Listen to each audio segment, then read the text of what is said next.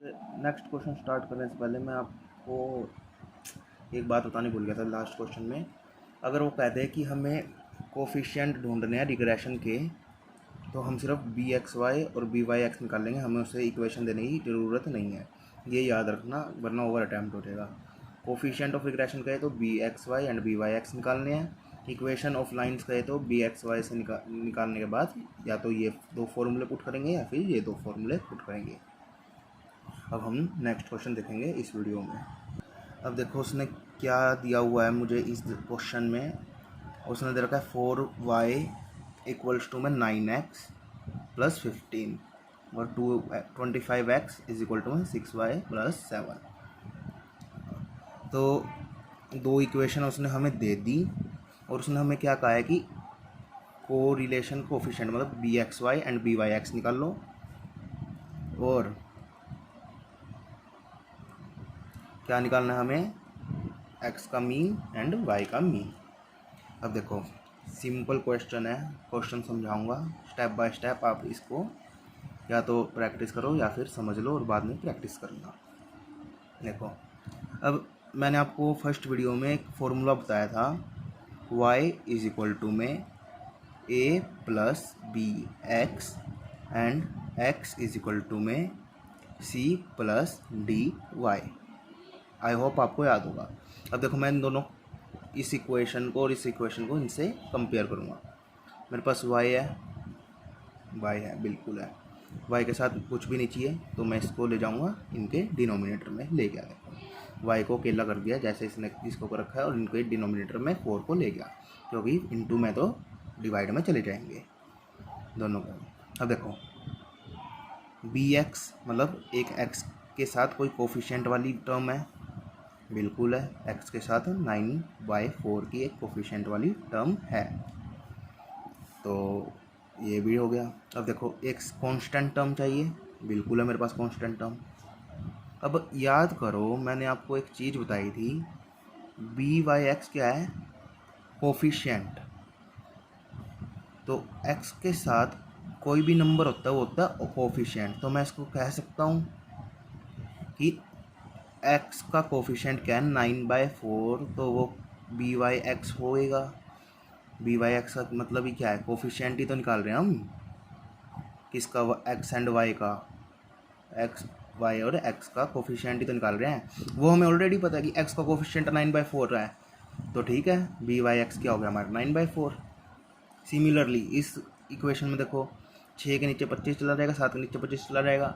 अब y का coefficient क्या बन गया 6/25, तो बी एक्स वाई क्या निकल गया हमारा 6/25। अब याद रखना ये चीज़ कि जो भी वेरिएबल के साथ टर्म होएगी हमारी वही हमारा कोफिशिएंट है। अगर हमें एक इक्वेशन दे रखी हो, टेबल दे रखी है तो हम इस कोफिशिएंट को निकाल लेंगे।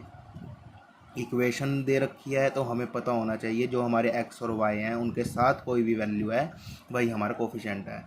तो इजी वे क्या है कोफिशिएंट ढूंढने का, इक्वेशन में तो हमें कुछ करना ही नहीं पड़ा, हमें कोफिशिएंट ऑलरेडी दे रखा है, जैसे 9/4 एंड 6/25। ठीक है, अब इधर से एक फॉर्मूला और आएगा, क्या, देखो b y x into b x Y.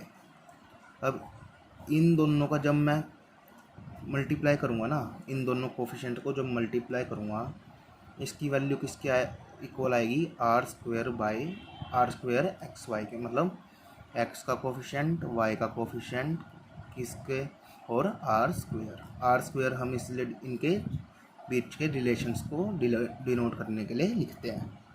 I hope आपको ये समझ आया होगा। इनका रिलेशन क्या है, r² इज इक्वल टू में b x y into b y x. देखो मेरे पास बी वाई एक्स की वैल्यू है, बिल्कुल है, बी एक्स वाई की वैल्यू है, बिल्कुल है। तो सिंपली मैं इन दोनों की वैल्यू को पुट करूँगा, सिंप्लीफाई करवाऊँगा। और देखो उसने मेरे को क्या कहा था, क्या ढूंढना है, r² एक्स वाई तो नहीं ढूंढना। तो इस स्क्वायर को मैं इसको दे दूंगा, अंडर रूट बना दूंगा, और 0.54 का अंडर रूट क्या आएगा 0.74। अब देखो सिंपल बिल्कुल इजी वे में मीन निकाल लेंगे हम। मीन कैसे निकालेंगे, जहाँ जहाँ एक्स है वहाँ वहाँ एक्स बार रख दो, जहाँ जहाँ वाई है वहाँ वाई बार रख दो, रिप्लेस कर दो एक्स को और वाई को वाई एक्स बार और वाई बार से। देखो मैंने इक्वेशन में इनको रिप्लेस करवा दिया। अब हमने 8th 9th 10th सारी जगह पढ़ा है सब्सटीट्यूशन मेथड और एलिमिनेशन मेथड। तो देखो मेरे पास वाई बार की वैल्यू है, क्या है 9/4 एक्स बार प्लस 15/4। तो मैं क्या कह सकता हूँ कि मैं वाई बार की वैल्यू को अगर इक्वेशन 2 में रख दूँगा तो मेरे को एक्स बार की वैल्यू मिल जाएगी, बिल्कुल मिल जाएगी। तो मैंने वही लिखा है, putting y value of y in equation 2। देखो इक्वेशन 2 में वाई बार की वैल्यू रखने के बाद क्या होएगा, x bar is equal to में 6/25 इंटू वाई बार था, बट वाई बार की वैल्यू क्या है 9/4 एक्स बार प्लस 15/4, मैंने वो पुट करवाई।